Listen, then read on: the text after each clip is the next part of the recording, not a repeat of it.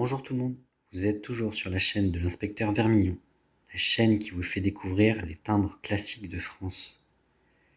Ce que je vais vous montrer aujourd'hui, c'est un bloc de 16 timbres CRS 25 centimes d'anciens francs, type 3, numéro 60 Hiver et Tellier.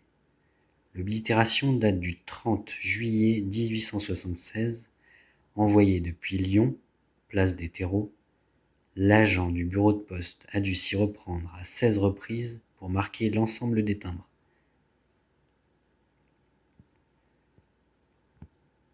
Dans le catalogue Hiver et Tellier 2026, seuls les blocs de 4 sont cotés.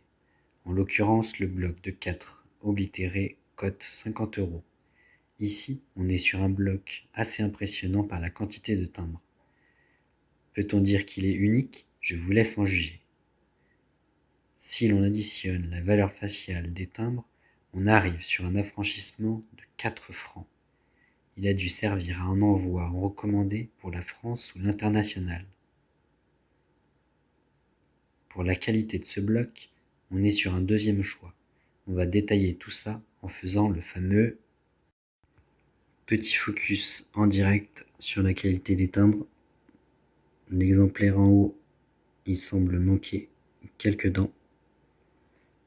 On voit la présence d'un détachement entre les deux timbres, quasiment sur la totalité du timbre du haut. Il semblerait qu'ici aussi il y ait un détachement. Ensuite, sur le dernier exemplaire de la rangée, quelques dents en moins à droite.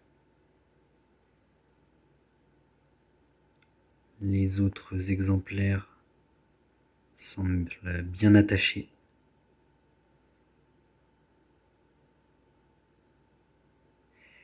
On peut voir que c'est un type 3 60C en zoomant sur la croix en haut à droite des timbres. Pour certains c'est flagrant et pour d'autres c'est un peu plus difficile à dire que c'est un type C.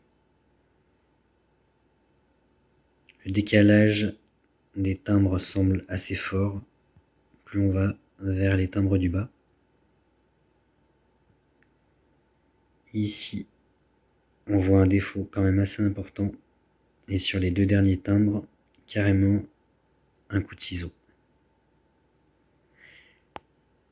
Mais ça reste quand même une très belle pièce. Mon analyse s'achève ici.